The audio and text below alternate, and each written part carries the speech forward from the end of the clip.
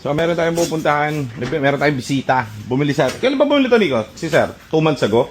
Hindi, mga 3 months ago? 4 months na, 6 months. Tagal na ba yun? Puntahan natin na sa labas. Wala lang, papaskan lang si Sir. Kasi, ano to si Sir eh, ang tawag dito. Nilublob na sa river ang kanyang kotse, ang EcoSport niya. Ganda na itong EcoSport na to, guys. Ano to eh, bili ni Sir. Pagbaba niya ng barko, kapitbahay ko pala siya. So, kasing 3 blocks away lang, ganun. So, saan mo gano'ng kaganda yung EcoSport.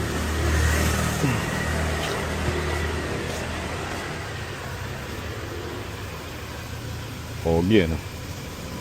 Ayos.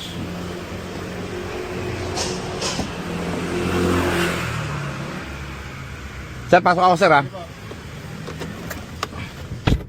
Kailan ka alis, Sir? Sa Friday. Ngayon Friday? Sakay na kayo? Ang balik nyo, February? Hindi. August ba? Pwede yun, tanggalin ba ito? Anniversary ko lang, February siya mag 6 months. Oh, tanggalin nyo lang yung battery niya. IPC, ano, all clear? Urine fog light lang. Ano. So ito, ilang buwan na sa inyo to, Sir? Tatatlo na. Tatatlo na, 3 months. Saan kayo bumiyahe nun yung nandun kayo sa, ano? Sa Tanay. Tanay? Ano yun, parang off-road? May part na off-road. Okay naman, ganda yung drive. Problema. Oo, ayos.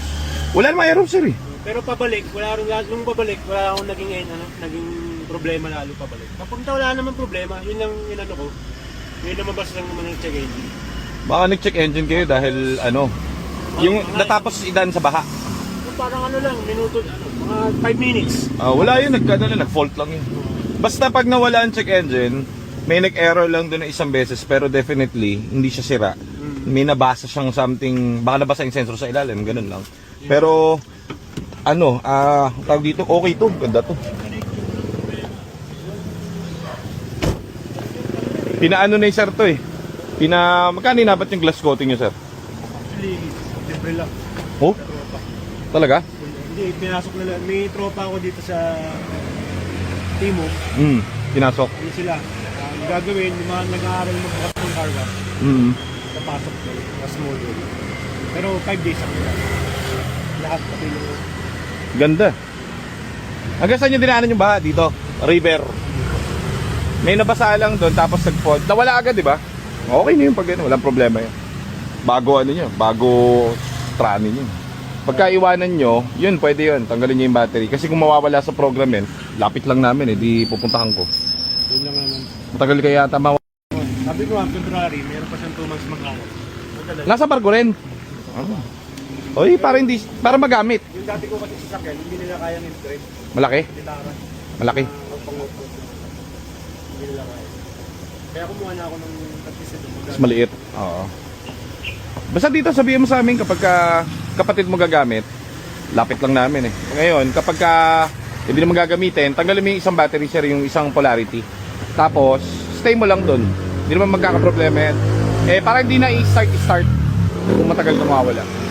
Pero kung hindi ko tanggalin, Okay lang naman. Wala ang problema. Hindi siya actually masisira. Ayaw lang namin na malulobat kasi minsan, kunwari, sa malayong parte ka ng lugar. O tapos kailangan siya i-program, medyo malayo. O sa inyo, Sir, ang lapit nyo lang. Very very close. Maasahan nyo kami pagdating doon. Ingat, Sir, no problem. Ingat kayo, Sir, ha? See you in 8 months. Ano kayo? Visit na lang kayo pagka babaan nyo ulit. Thank you, Sir. So, yun si sir. Wala lang, nagpa-check lang si sir kasi mahilig talaga mag-off-road si sir eh. Ano yan? Nag-send sa akin, sir, okay lang ba to? Nakalubog yung kotse. Sabi ko, okay lang yan, sir. Gamitin nyo lang. So, yan ang mga client natin dito.